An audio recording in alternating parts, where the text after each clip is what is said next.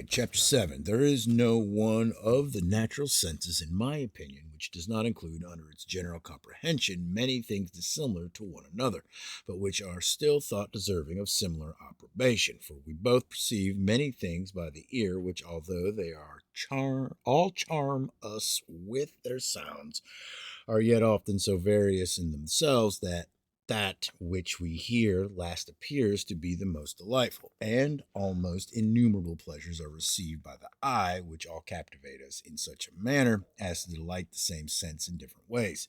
And pleasures that bear no sort of resemblance to each other charm the rest of the senses in such a manner that it is difficult to determine which affords the most exquisite enjoyment. But the same observation which is to be made in regard to nature may be applied also to the different kinds of art. Sculpture is a single art in which Miro, Polycletius, and Lysippus excelled, and all whom differed one from another, but so that you would not wish any one of them to be unlike himself. The art and science of painting is one, yet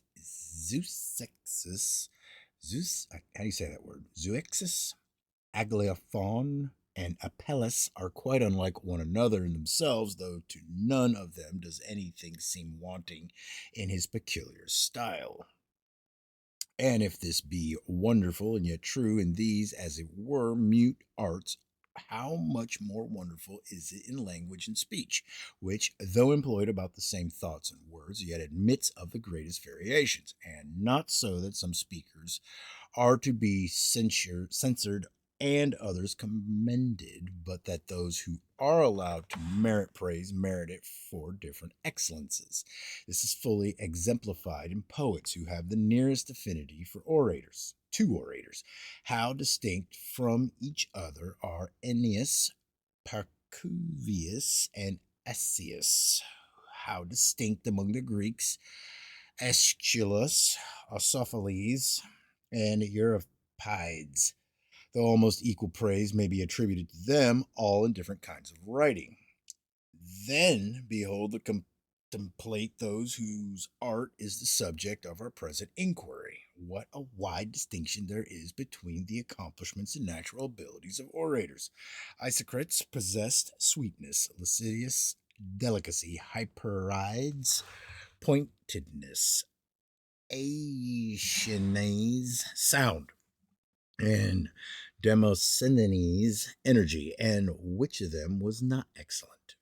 Yet which of them resembled any one but himself? Africanus had weight, Lelius smoothness, Galba asperity, Carbo something of fluency and harmony, but which of these was not an orator of the first rank in those times?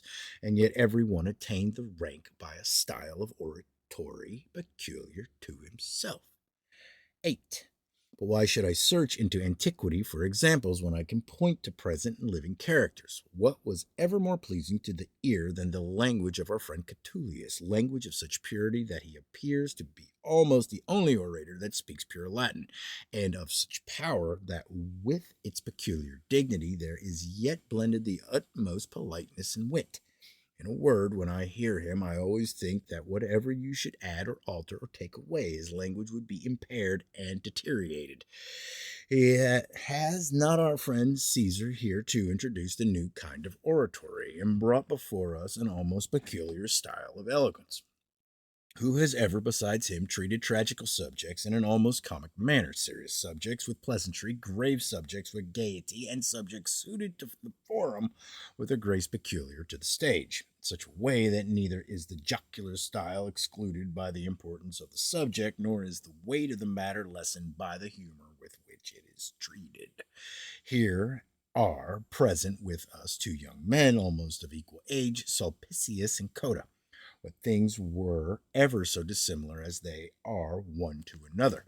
Yet what is so excellent as they are in their respective styles? One is polished and refined, explaining things with the greatest propriety and aptitude of expression. He always adheres to his cause, and when he has discovered with his keen discernment what he ought to prove to the judge, he directs his whole attention and force of oratory to that point, without regarding other arguments, while Sulpicius has a certain irresistible energy of mind, a most full and powerful voice, a most vigorous action, and consummate dignity of motion, united with such weight and copiousness of language that he appears of all men the best qualified by nature for eloquence.